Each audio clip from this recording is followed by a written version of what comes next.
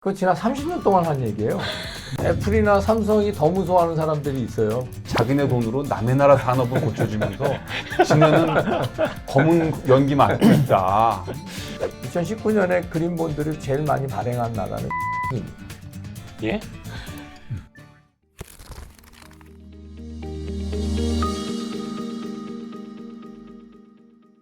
창사 5개월 만에 이제 최다 게스트. 어서 오십시오. 반갑습니다. 예, 반갑습니다. 귀한 시간들을 내주셨습니다. 아유, 우리 제 바로 왼쪽부터 연세대 국제대학원의 정태용 교수님. 예, 안녕하세요. 예.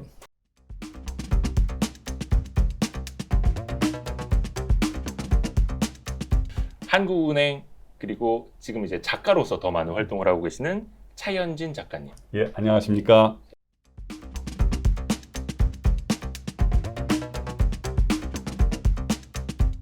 제일 끝에는 서울시립대 조경학과 박찬 교수님. 네, 안녕하십니까. 예, 어서 오십시오.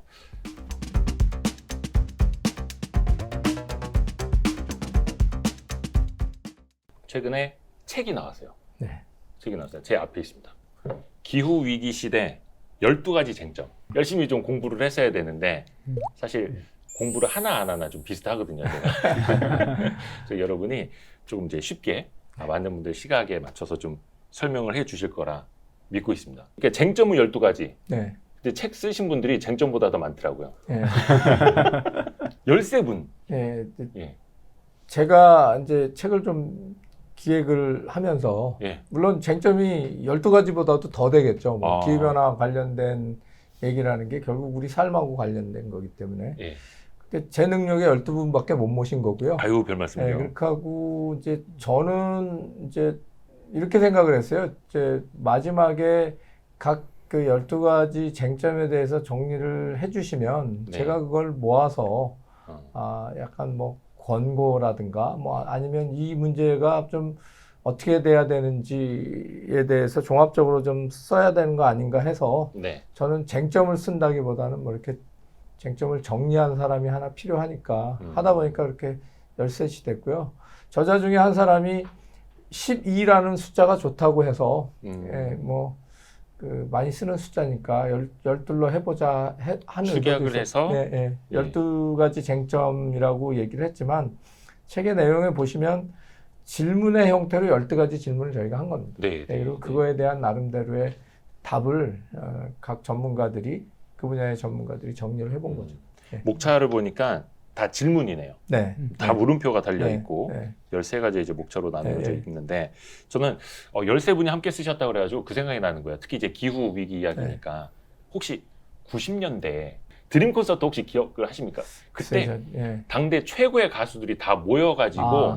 환경 콘서트, 네. 드림 콘서트 했던 거거든요. 그때 젊은 친구들부터 네. 다 해서 환경에 대한 경각심을 일깨우자. 예. 갑자기 그 생각이 드는 겁니다. 음. 기후 위기 관련된 어떤 학문적인 측면에서 드림 콘서트를 하고 계시는 것 같아가지고. 너무 이거 뭐 과찬이신 것 과찬이신데요. 같은데요. 뭐 이제 그거를 지향해 보겠습니다. 그래서 생각은 못 해봤는데 네, 네. 저희가 노래부터 배워야 좀 이게 한번 책을 쓰고 많은 문제는 아니고 사실 저 기후변화 관련된 책은 많이 썼는데 네.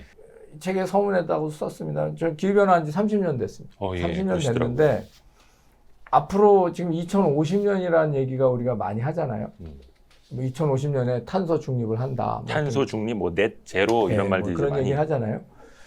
그래서 하는 제 입장에서는 이게 마치 먼 미래의 얘기, 다음 세대 얘기처럼 들려지는 게 굉장히 안타까웠어요. 그래서 와닿질 않죠. 30년의 얘기를 왜 지금 나한테 하냐 이렇게 되잖아요. 네. 그래서 기후 위기는 그런 건 아니고 지금 우리가 지금부터 준비 안 하면 다음 세대는 이제 피해를 보는 거고, 그러니까 준비를 어떻게 해야 되느냐가 지난 30년 동안 준비를 전 세계가 해왔는데 미흡한 거죠. 아직 잘 모르니까요, 그죠? 네. 그래서 지금부터는 차근차근 준비를 해 나가자라는 의미지. 기후 위기가 30년 후에 온다는 의미는 아닙니다. 지금 여기서 말하는 기후 위기 시대는 지금 우리가 살고 있는 시대가 지금이죠. 저는 이미 기후 위기라고 생각을 하는데 30년 전에는 이런 말 안 썼습니다. 기후 변화라는 얘기를 썼죠. 아. 예, 기후가 조금씩 변화한다라고 생각을 했는데 이제는 변화가 아니라 위기라고 하고 혹시 작년 올해인가요? 그 전 세계 부자 중에 하나인 빌 게이츠는 네. 기후 위기가 아니라 그 사람은 한 발 더 나가서 기후 재앙이라는 말 썼습니다. 기후 재앙을 피하는 법 해서 뭐 얼마 전에 번역된 책도 나왔죠. 그러니까 이제 디제스터로 생각하는 사람들이 있을 정도인데 저희는 너무 둔감한 거죠. 예, 그래서 그런 경각심 같은 거를 좀 어떻게 좀 알릴까? 뭐 그런 의도죠. 뭐 오래 해온 사람 입장에서 이게 참 우리가 기후 위기, 기후 변화를 매일매일 느끼고는 있습니다만, 뭐 지난 5월에도 뭐 비가 그렇죠. 거의 장마처럼 예, 예, 왔었고 갑자기 막 추워진다라든지 느끼고는 있습니다만, 단시간에 우리가 느끼는 것과 먼 미래를 준비한다는 맞습니다. 거에 대한 어떤 간극 차이가 맞습니다. 생활인 중에 한 사람으로서도 되게 큰 것 같아요. 맞습니다. 그래서 2050년을 우리가 생각할 게 아니라 당장 지금부터 네. 생각을 해야 되는 건데, 근데 이게 사실 예전으로 따져보면 뭐 녹색 성장이라든지 뭐 그린 뭐뭐라든지 네. 정책적으로도 이런 게 계속해서 나오고는 있었지 않습니까? 네. 그게 어떤 뭐 연속성 측면에서 봐야 될까요? 뭐 좀 정책적인 조화는 좀 우리가 어떻게 생각을 하면 좋을까요? 전혀 못한 나라 중에 하나죠.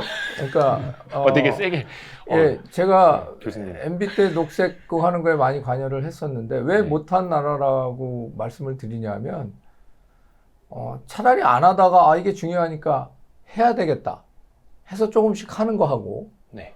유럽이 지금 잘하는 것처럼 보이지만 처음부터 유럽이 잘한 건 아니거든요. 네.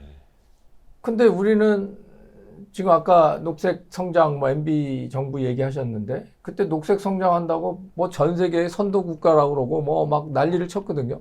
네. 그 다음 정부에서 안 했어요. 그 다음에 문재인 정부가 들어오면서 탈석탄 뭐 탈원전 하면서 뭐 한 것처럼 그러지만 실제로 성적표는 그렇게 좋지 않아요.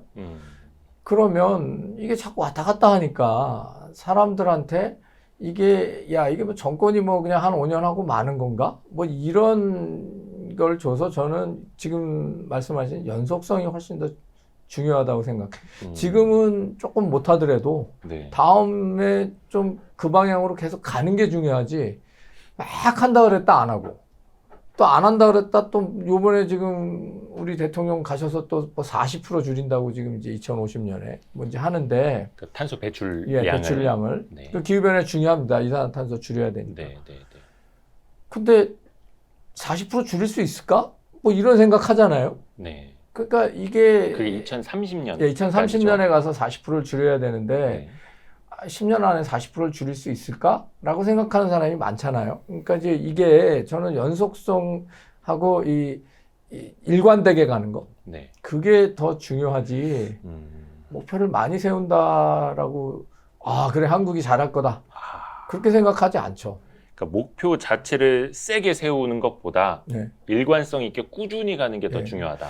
제가 늘 주장하는 건데 한국이 신문에 언론에 보시면 기후 악당이라는 소리 많이 듣잖아요. 기후 악당. 예.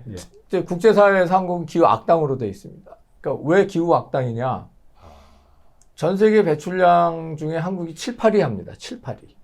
예? 우리가 자랑하는 경제로 우리가 한 10위쯤 되는 거 아닙니까 요새? 네. 네. 근데 10위 되기 훨씬 전에 배출량으로는 7, 8위를 해요. 전 세계 이산화탄소 배출 순위를 매기면 네. 그런 나라가 뭐 MB 정부 때 20몇 프로 줄인다. 박근혜 정부 때 30몇 프로 줄인다. 지금 이 정부 와서 이제 40% 줄인다. 네. 목표를 높게 갖고 가는 게 중요한 게 아니라 이 정부 셋을 거치면서 이산화탄소 배출량은 한국은 계속 증가했습니다. 그러니까 이거 못 믿을 국가네? 뭐 이렇게 되는 거죠. 그러니까 목표를 높게 잡는 게 중요한 게 아니라 같은 기간에 유럽은 줄였고 같은 기간에 미국은 왔다 갔다 정부가 뭐 트럼프가 하니 안 하니 뭐 바이든이 열심히 하니 이렇게 했지만 같은 기간에 미국도 조금씩 줄였거든요. 그래서 이게 일관된 흐름이 중요한데 한국은 계속 늘려왔거든요. 지금 이 정부도 줄인다고 해놓고 늘렸거든요.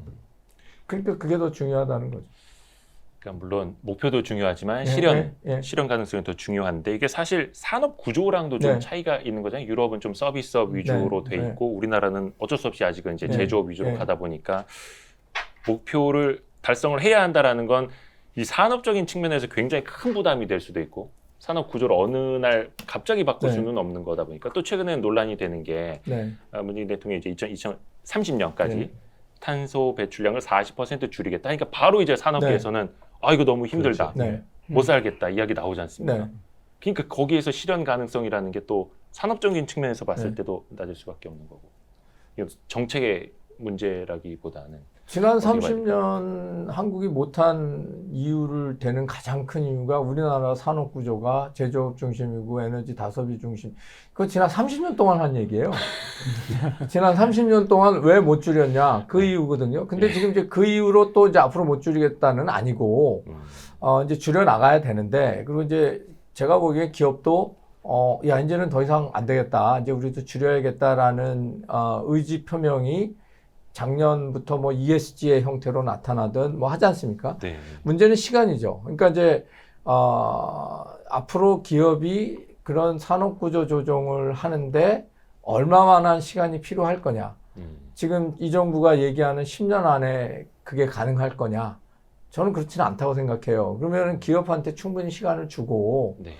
자발적으로 바뀌어 나가야 하는데 예. 지난 30년은 그런 흐름이 없었거든요. 근데 혹시 알리백이라는 거 들어보셨습니까? 네네네.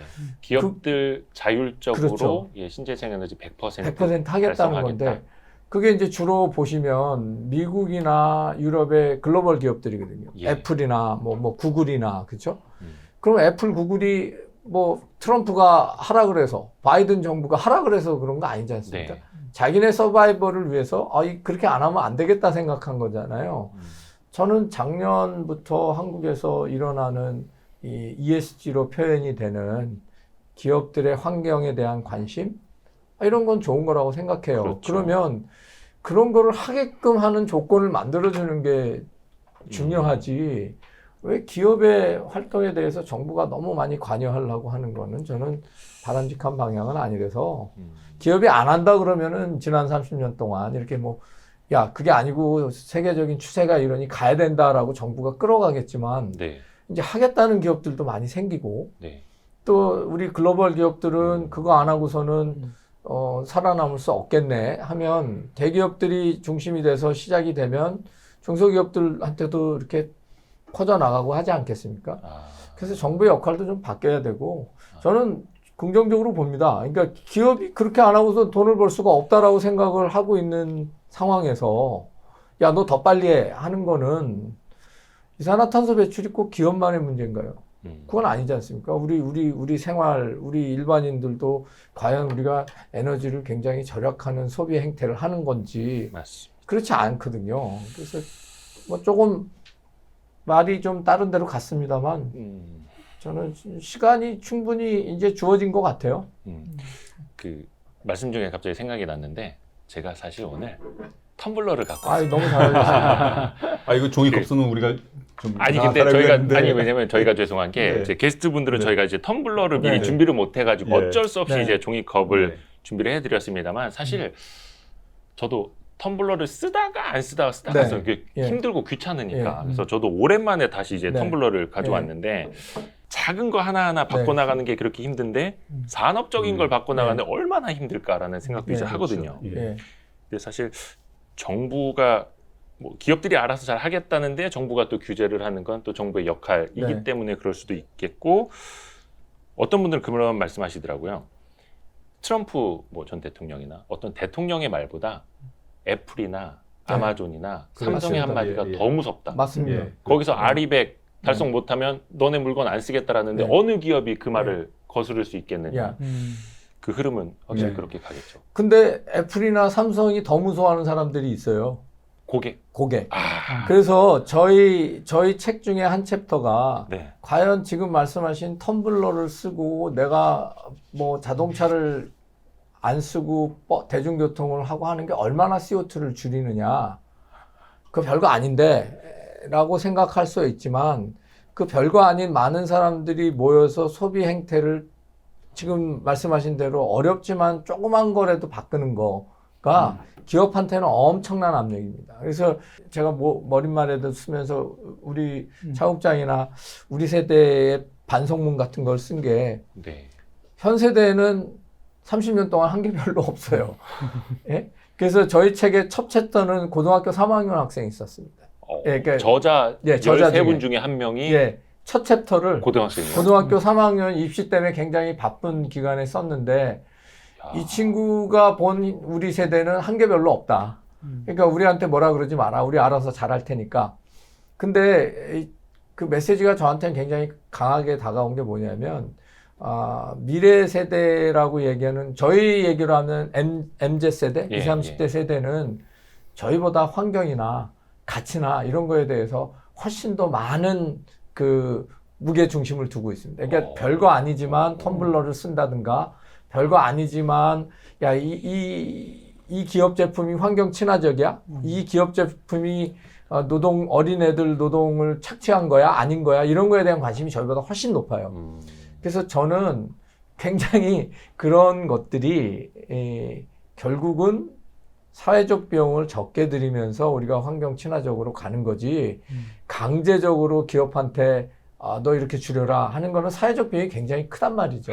그래서 우리가 할 수 있는 작은 것부터 지금 사회자께서 보여주는 텀블러가 방송에 나가는 것 자체가 네. 저는 굉장히 큰 변화라고 생각해요. 작은 거라고 말씀하시지만 네, 네. 이런 게 모여야 저희가 조금씩 바꿔나가는 거고 미래 세대는 저는 굉장히 한국의 미래 세대는 저희보다는 훨씬 잘할 거라는 확신이 있습니다.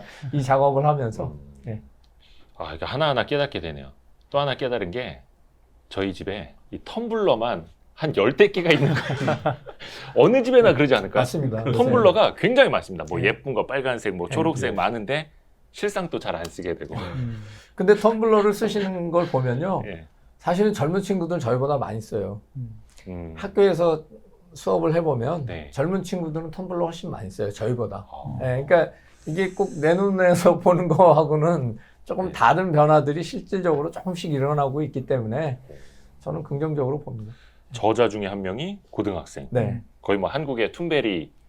였으면 좋겠습니다. 예, 그 친구가 툰베리보다 못한 것도 없고 영어도 툰베리보다 잘하면 잘하지 오, 더 못하지 진짜로요? 않은 친구인데 이제 그런 메시지를 강하게 전달을 하고 공감을 얻어야겠죠. 자기 세대뿐 아니라 다른 사람들한테서. 그러길 바랍니다. 그렇죠. 근데 막 기후 변화, 기후 위기, 기후 재앙 이야기 하면은 많은 사람들이 이제 공감을 해야 하는데 네. 진짜 나한테 피부로 와닿기 전에는 네. 힘들지 네. 않습니까? 이게 좀. 저는 이런 것 때문에 그런 것 같아요. 저희가 기후변화에 대해서 잘못 알고 있는 게, 온실가스를 줄여야 되는 거다. 예. 네? 우리나라 7등이네, 8등이네. 네. 그거는 기후 대응의 한 분야고요. 예. 말씀드린 대로 지금 당장 우리가 느껴야 되는 기후 대응의 또 다른 분야는 우리 박 교수님께서 하시는 적응이라는 게 있는데 적응. 예, 기후 변화는 두 가지가 있어요. 온실가스를 줄이는 걸 우리가 온실가스 감축이라 그러는데 네. 기후 변화에 적응이라는 게 있거든요. 아까 그 5월 달에 비온 얘기 하셨지만 네, 네. 작년에 혹시 기억하실지 모르겠지만 장마가 거의 2달 동안 계속됐어요. 그러면 한국의 사회 경제 시스템이 2달 동안 비 오는 거에 적응하는 시스템을 만들어 놨느냐? 그렇지 않거든요. 이거는 30년 후의 얘기가 아니지 않습니까? 예. 지금 당장의 얘기인데 왜 우리는 전부 온실가스 줄이는 거에만 관심을 갖고 2050년에 가서 내가 영포 제로, 네트 제로를 할 거냐? 그게 아니고 당장 우리 사회 경제 시스템을 기후 변화에 맞게 어떻게 적응해 나가고 여기에 탄력적으로 시스템을 만들 거냐? 이거는 당장의 문제지 않습니까? 네. 근데 어떻게 생각하냐? 이건 내 문제가 아니야. 이거는 정부가 해야 될 거야. 라고 생각을 하는 거죠. 퍼블릭 섹터의 일이라고 생각을 하는 거죠. 근데 그 부분에서도 요새는 민간에서 돈을 번단 말이죠. 기후변화 적응하고 관련된 프로젝트들을 하게 되니까 네. 거기서 돈을 버는 사람들이 있거든요. 근데 왜 우리는 아직도 야, 이거는 퍼블릭 섹터 정부가 해야 될 일이야 라고만 생각하느냐 이거죠. 금융이 저는 굉장히 중요해지는, 지금 말씀드린 모든 게 돈이 들어가는 얘기 아니겠습니까? 예, 예. 근데 우리 옆에 차 국장님도 계시지만 한국의 금융은 부동산에서 돈 버는 거, 그다음에 무슨 이렇게 주식 시장에서 떼돈을 버는 거. 뭐 이런 거 아닌 거에는 별로 관심이 없단 말이에요. 그러니까 이제 아, 갑자기 부끄러워지는. 예, 근데 그런 것도 중요한데, 예. 그런 것도 중요한데 조금 장기적으로 돈을 벌 수 있는 영역이 어딜까? 제가 보기엔 기후변화의 영역입니다. 한국이 안 하는 것뿐이지 전 세계적으로 이걸 안 하는 건 아닙니다. 그러면 많은 사람들이 또 갑자기 급 관심을 보일 네. 수도 있습니다. 네, 그러니까 사실 사람들이 아무리 뭐 30년 후 네. 우리 미래 세대, 우리 자식 세대를 위해서 좋은 환경 물려줍시다 해도 잘 안 되거든요. 네. 사실 저 어릴 적만 하더라도 갑자기 든 생각이, 그때는 TV에서 맨날 나오는 게 프레온 가스를 줄여야 된다. 네, 네. 네. 오존층이 뚫리고 네, 있다. 그렇죠. 근데 이제 프레온 가스가 사라지니까 그런 얘기는 쏙 들어가고, 네. 근데 따지고 보면 우리가 그 하나를 바꿨다는 그런 거죠. 거잖아요. 맞습니다. 근데 체감이 우리가 아직 안 될 뿐이지 돈 되는 이야기가 네. 말씀 나오셨으니까 말인데, 차 국장님한테 좀 여쭤봐야겠다. 예. 지금 우리 주변에서 이 기후 위기 혹은 기후 재앙과 관련해서 뭔가 금융 쪽으로 좀 달라지는 게 있나요? 제가 체감을 못해가지고. 정 교수가 지금 막 강조를 많이 했는데 네. 해외에서는 네. 녹색 금융, 그린 녹색 파이낸스라고 금융. 해가지고 네. 예, 이 저탄소 산업으로의 그 산업 구조 전환을 위해서 금융 부문이 그쪽에 돈을 더 많이 투자를 하고, 네. 그다음에 뭐 탄소 배출하는 소위 말해서 갈색 산업을 점차 줄이는 것이 한 20년 됐나요? 그렇죠. 그러니까 쭉 네. 진행이 되고 있는데, 우리도 한때는 그 반짝 인기를 끌었었죠. MB 정부 때 녹색 금융, 뭐 그린 본드, 예, 그린 본드 그런 나오고 게, 그랬는데 그때 하도 정부가 강조하니까 오히려 민간 쪽에서는 삐딱하게 좀 맞습니다. 자조적인 얘기가 나와서 맞습니다. 예, 예. 은행원이 지하철 타지 않고 자전거 타고 다니면 녹색 금융이다. 네. 뭐 그런 얘기까지도 나오고 좀 우스갯소리가 나왔는데, 네. 그게 이제 너무 성급하게 네. 국민들한테 그 피부에 와닿지 않게 구호로서의 녹색 금융이 좀 맞습니다. 강조가 돼서 그런데 요새는 조금 달라진 것 같아요. 우리나라 중요 뭐 한국투자공사라든지 한국은행이라든지 연기금,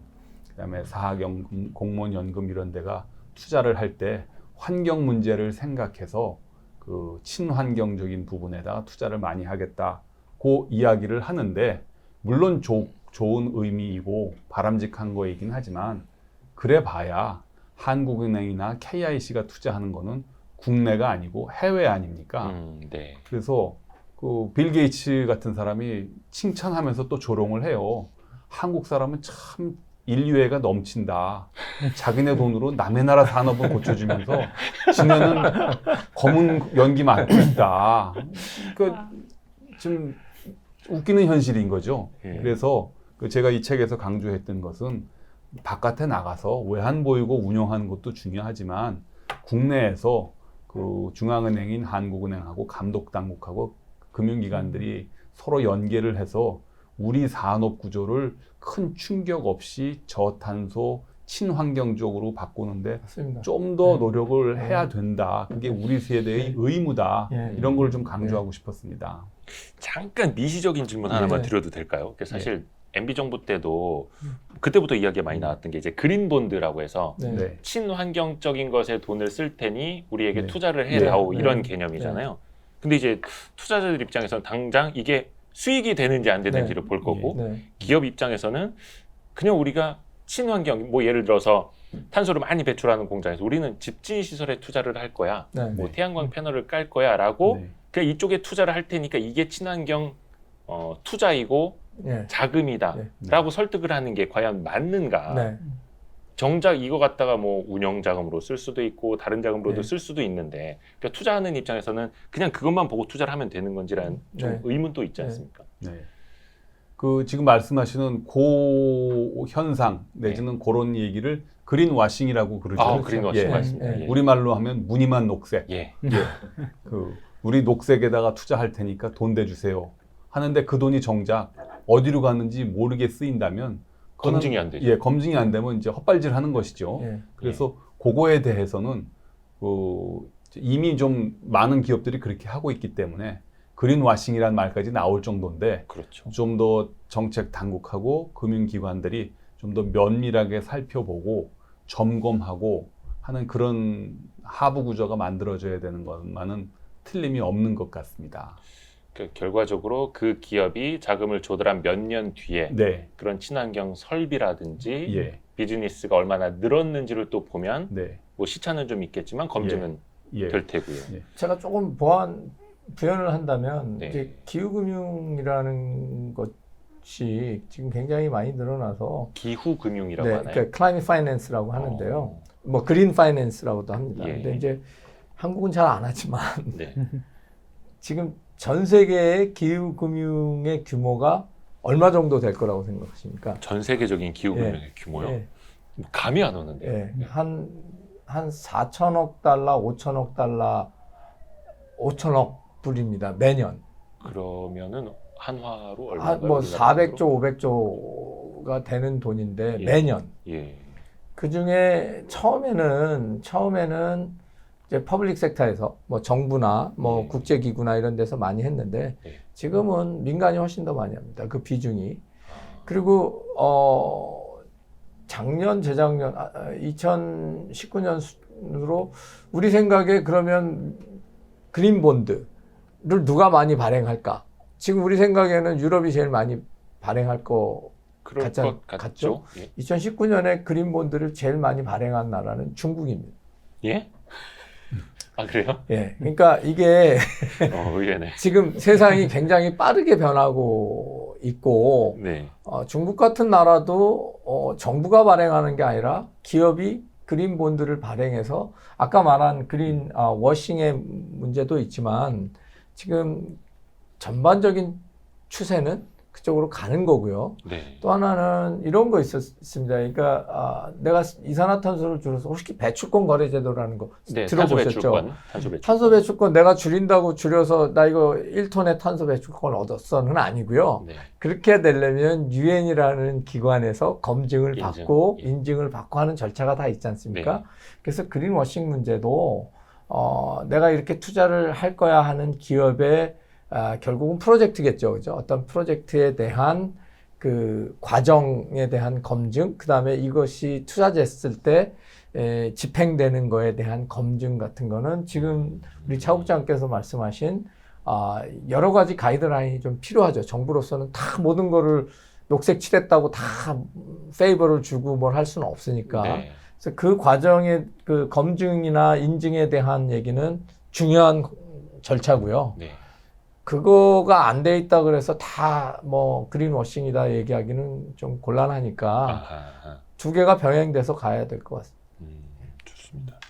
그리고 좀 해외 쪽 동향 네. 우리 차 국장님한테 좀 여쭤보려고 하는데 그 녹색 금융에 제일 적극 그러니까 그린본드를 제일 많이 발행한 나라가 이제 중국이라고 말씀하셔서 굉장히 좀 의외였는데 네. 좀 해외 쪽 동향을 좀 알려주세요. 뭐 영국도 녹색 금융에 뭐 제일 뭐 적극적이라고 하고 예. 어떤 배경들이 있는 건지. 예, 뭐 그쪽 분야의 최고 전문가는 정 교수이긴 하지만 금융 쪽을 보면 네. 영국이 유난히 이 문제에 대해서 발을 빨리 담그고 네. 적극성을 보이고 있어요. 어. 예, 글로벌 금융 위기가 터진 직후에 한 2010년경인가 맞습니다. 11년경부터 예. 이 녹색 금융이 영국 금융이 살 길이다 네. 하고 그 정부에서 특별법을 제정해서 정부 조직 기구로서 뭐 위원회도 설치를 하고 중앙은행이죠. 네. 영란은행이 나서서 이제 뭐 금융기관들을 선도하기도 하는데 네.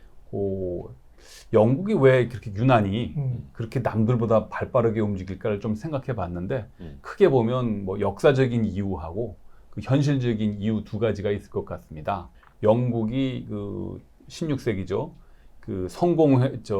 가톨릭에서 이탈해서 예. 성공회를 조직해가지고 유럽 대륙하고는 다른 길을 가지 않습니까? 네. 그래서 자기네들이 살아남으려면 뭔가 남들하고 똑같아서는 안 되겠다 하는 게 뿌리 깊게 마음속에 남겨져 있는 것 같아요. 그래서 과학혁명도 제일 먼저 해서 뭐 우리가 잘 아는 뉴턴 같은 사람을 헤드로 하는 로얄 아카데미 그렇죠. 네. 그래서 과학혁명도 부흥시켰고 또 남들이 가톨릭 세계에서 뭐 스페인이 아메리카 대륙을 발견하면 이거는 스페인 거, 네. 브라질은 포르투갈 거, 가톨릭 세계가 자기네들끼리 땅 따먹기 할 때 그런 게 어딨어. 먼저 내가 버지니아 식민지로 선언하면 그만이지 해가지고 영국은 실효적 지배를 내세우고 그 경험주의를 내세우고 뭐 그런 게 철학적으로나 사상적으로 좀 있는 것 같고요. 예. 그러니까 네덜란드하고 그 경쟁을 하는 과정에서도 네덜란드의 금융이 발달하니까 1666년인가요? 런던 대화재가 났을 때 네. 여기서 잿더미 속에 주저앉을 게 아니고 음. 우리는 그 화재보험, 네. 그 상해보험이라는 걸 만들어야 되겠구나 해서 음. 런던의 로이드 회사가 지금 세계에서 최고 네. 보험회사가 되지 보험사. 않습니까? 음. 위기를 기회로 만들고 음. 남들이 안 하는 걸 하는 거에 대해서 영국 사람이 민감한 게 하나 있고요. 그런 가운데 브렉시트가 터졌잖아요.